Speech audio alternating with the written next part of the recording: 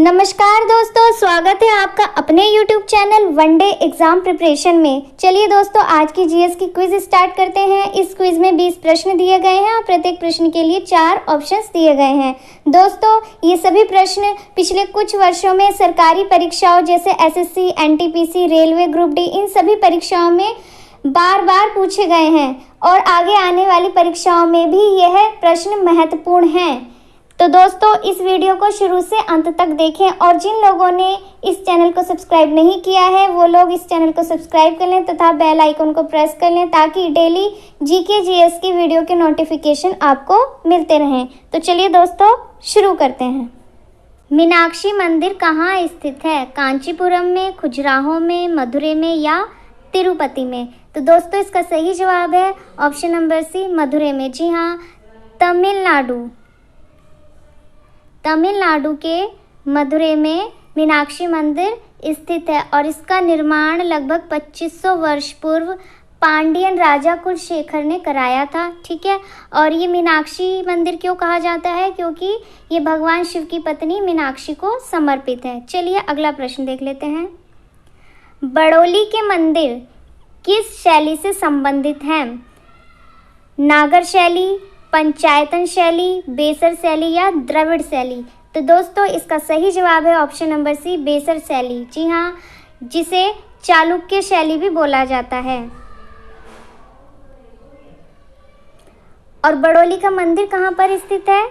राजस्थान में।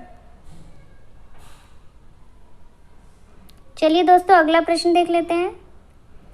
वीरभूमि किससे संबंधित है? 4 ऑप्शन है। Option number 1 Lal Bahadur Shastri, option number 2 बाबू जगजीवन राम, ऑप्शन नंबर 3 भगत सिंह या ऑप्शन नंबर 4 राजीव गांधी? तो दोस्तों, इसका सही जवाब है option number D, Rajiv Gandhi. Veerbhumi Rajiv Gandhi का समाधि स्थल है जो कहाँ पर है? दिल्ली में। अगला प्रश्न देख लेते हैं। बायल के नियम का पालन किस स्थिति में अच्छी तरह से होता है? 4 ऑप्शन हैं। ऑप्शन नंबर ए निम्न ताप और उच्च दाब में, ऑप्शन नंबर बी निम्न ताप और निम्न दाब में, ऑप्शन नंबर सी उच्च ताप और निम्न दाब में, ऑप्शन नंबर डी उच्च ताप और उच्च दाब में? तो दोस्तों, इसका सही जवाब है ऑप्शन नंबर सी, उच्च ताप और निम्न दाब में। बायल का जो नियम है वो दाब और आयतन के बीच संबंध बताता है। इस नियम के अनुसार एक निश्चित ताप पर गैस का जो आयतन है V, ठीक है, वो दाब के व्युत्क्रमानुपाती होता है, यानी कि P व्युत्क्रमानुपाती 1/V। आयतन जो है वो दाब के व्युत्क्रमानुपाती होता है। चलिए अगला प्रश्न देख लेते हैं। उत्तर गुप्त युग में जो विश्वविद्यालय प्रसिद्ध हो गया था उसका क्या नाम है? कांची, तक्षशिला, नालंदा या वल्लभी? तो दोस्तों, इसका जो सही जवाब है वो है option number C, Nalanda. Nalanda विश्वविद्यालय कहाँ पर स्थित है? बिहार में स्थित है। चलिए अगला प्रश्न देख लेते हैं। हिंदी के किस साहित्यकार ने अपना उपनाम सितारे हिंद रखा था? 4 ऑप्शन हैं। राजा लक्ष्मण सिंह, राजा शिव प्रसाद, इंशाअल्लाह खां या सदासुख लाल ने? तो दोस्तों, इसका सही जवाब है ऑप्शन नंबर बी, राजा शिव प्रसाद। जी हाँ, ये साहित्यकार थे, हिंदी के साहित्यकार थे। इन्होंने अपना उपनाम क्या रख लिया था? सितारे हिंद। चलिए अगला प्रश्न देखते हैं। कवि कालिदास किसके राज कवि थे? चंद्रगुप्त मौर्य, समुद्रगुप्त, चंद्रगुप्त द्वितीय या कुमारगुप्त? तो दोस्तों, इसका सही जवाब है ऑप्शन नंबर सी, चंद्रगुप्त द्वितीय। जी हाँ, चंद्रगुप्त द्वितीय, जिन्हें विक्रमादित्य भी बोला जाता है। कवि कालिदास उसके राजकवि थे। ठीक है, और कालिदास कौन थे? ये संस्कृत भाषा के एक महान कवि थे जिनकी एक बहुत ही प्रसिद्ध रचना है अभिज्ञान शाकुंतलम। चलिए अगला प्रश्न देख लेते हैं। निम्नलिखित में से कौन सा कुचालक है? 4 ऑप्शन है। ग्रेफाइट, हीरा, एल्यूमिनियम या चांदी? तो इसका सही जवाब है ऑप्शन नंबर बी, हीरा। जी हाँ, हीरा एक कुचालक है। कुचालक का मतलब क्या होता है? कुचालक का मतलब होता है जिसमें विद्युत धारा का प्रवाह ना हो, जैसे लकड़ी। ठीक है, लकड़ी भी क्या है? एक कुचालक है। चलिए अगला प्रश्न देख लेते हैं। संघ लोक सेवा आयोग यानी कि union public service commission UPSC की नियुक्ति कौन करता है? संसद, भारत के मुख्य न्यायाधीश, राष्ट्रपति या प्रवर समिति? तो दोस्तों इसका सही जवाब है ऑप्शन नंबर सी, राष्ट्रपति। चलिए अगला प्रश्न देख लेते हैं। बंगाल की खाड़ी में बने चक्रवातों की सामान्य दिशा क्या होती है? उत्तर से पश्चिम, पश्चिम से पूरब, पश्चिम से दक्षिण या उत्तर से दक्षिण? तो दोस्तों इसका जो सही जवाब है वो है ऑप्शन नंबर ए, उत्तर से पश्चिम। बंगाल की खाड़ी में बने चक्रवातों की सामान्य दिशा उत्तर से पश्चिम होती है। चलिए अगला प्रश्न देखते हैं। लोहे की कीलें नीले कॉपर सल्फेट विलयन में डुबोई जाती हैं। कुछ समय बाद लोहे की कीलें घुल जाती हैं और नीले रंग विरंजित हो जाता है, या घुल जाती हैं लेकिन नीला रंग विरंजित नहीं होता?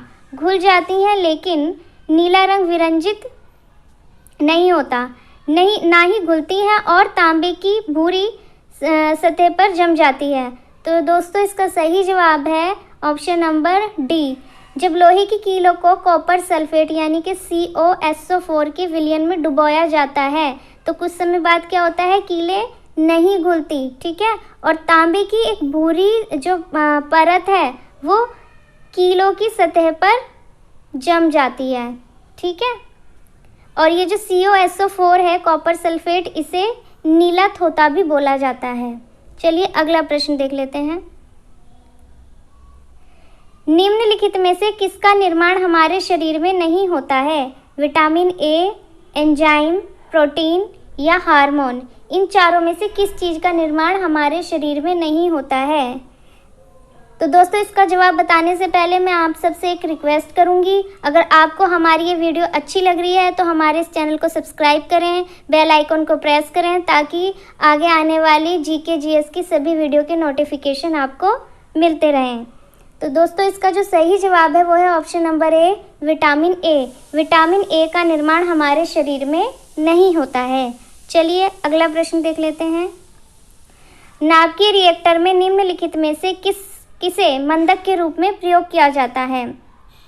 थोरियम, रेडियम, जल या ग्रेफाइट? तो सबसे पहले तो मैं आपको बता देती हूँ मंदक होता क्या है। मंदक ऐसे पदार्थ होते हैं जिन्हें परमाणु रिएक्टर के अंदर रखे जाने पर ये जो तीव्र न्यूट्रॉन होते हैं उनकी गति को कम कर देते हैं। तो दोस्तों इन चारों में से जो मंदक का कार्य करता है वो है ऑप्शन नंबर डी, ग्रेफाइट। जब ग्रेफाइट को परमाणु रिएक्टर पर रखा जाता है तो जो तीव्र गति से न्यूट्रॉन आ रहे होते हैं ये उसकी गति को धीमा कर देते हैं। चलिए अगला प्रश्न देख लेते हैं। आतापू निम्नलिखित त्योहारों में से किससे संबंधित है? डोल यात्रा, ओणम, पोंगल या विश्वकर्मा? तो इसका सही जवाब है ऑप्शन नंबर बी, ओणम। जी हाँ, आतापू जो है वो ओणम से संबंधित है और ओणम क्या है, केरल का एक बहुत ही प्रसिद्ध त्योहार है और केरल की राजधानी क्या है, तिरुवनंतपुरम। चलिए अगला प्रश्न देख लेते हैं। निम्नलिखित में से किसने सभी तीनों गोलमेज सम्मेलन में भाग लिया था? जवाहरलाल नेहरू, BR अम्बेडकर, वल्लभ भाई पटेल या डॉक्टर राजेंद्र प्रसाद? तो दोस्तों इसका जो सही जवाब है वो है option number B, BR Ambedkar. जी हाँ, अम्बेडकर जी ने जो तीनों गोलमेज सम्मेलन हुए थे उन तीनों में ही भाग लिया था और ये सम्मेलन कब हुए थे? 1930 से लेकर 32 में। और कहाँ हुए थे? लंदन में हुए थे। चलिए अगला प्रश्न देख लेते हैं। किसका वास्तविक नाम रामचंद्र पांडुरंग था? कुंवर सिंह, नाना साहब, तात्या टोपे या मंगल पांडे? तो दोस्तों इसका सही जवाब है option number C, Tatya Tope. जी हाँ, इनका जो वास्तविक नाम था वो था रामचंद्र पांडुरंग, ठीक है। और तात्या इनके घर वाले इन्हें प्यार से बोलते थे। और बाजीराव ने इन्हें सभा में एक नवरत्न से जड़ी हुई एक टोपी से सम्मानित किया था, तभी से इन्हें तात्या टोपे बोला जाने लगा था। चलिए अगला प्रश्न देख लेते हैं। निम्नलिखित में से किस परमाणु का व्यास सबसे बड़ा है? 4 ऑप्शन हैं, आयोडीन, फ्लोरीन, क्लोरीन या ब्रोमीन? तो इसका सही जवाब है ऑप्शन नंबर ए, आयोडीन। जी हाँ, आयोडीन का परमाणु का व्यास जो है वो सबसे बड़ा है। जवाहर रोजगार योजना शुरू की गई थी कब? 1977 में, 1988 में, 1989 में या 2010 में? तो दोस्तों इसका सही जवाब है ऑप्शन नंबर सी, 1989 में। जी हाँ, 1 अप्रैल 1989 को जवाहर योजना को शुरू किया गया था और ये एक रोजगार योजना है। जी हाँ, इसके अंतर्गत 90 से 100 दिन का रोजगार दिया जाता था। जैसे हमारी जो कौन सी एक योजना है, मनरेगा, मनरेगा के अंदर भी इसी तरह से रोजगार दिया जाता है और इसमें 30% का आरक्षण था, किसके लिए? महिलाओं के लिए। ठीक है, बाद में इस योजना का नाम बदलकर जवाहर ग्राम समृद्धि योजना कर दिया गया। चलिए अगला प्रश्न देखते हैं। जिस बाजार में स्पर्धा की कमी हो उसे क्या कहते हैं? एकाधिकार, अल्पाधिकार, पूर्ण प्रतियोगिता या विपणन? तो इसका सही जवाब है ऑप्शन नंबर ए, एकाधिकार। जिस बाजार में स्पर्धा की कमी होती है उसे एकाधिकार कहते हैं, मीन्स मोनोपोली।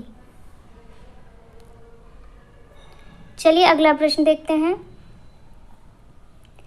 निम्नलिखित में से कौन सा निजी स्वतंत्रता का अधिकार है? बंदी प्रत्यक्षीकरण, उत्प्रेषण, परमादेश या अधिकार प्रक्षा? तो दोस्तों इसका सही जवाब है ऑप्शन नंबर ए, बंदी प्रत्यक्षीकरण। और ये जो अधिकार है कौन से आर्टिकल से मिलता है? ये हमें मिलता है आर्टिकल 32 से।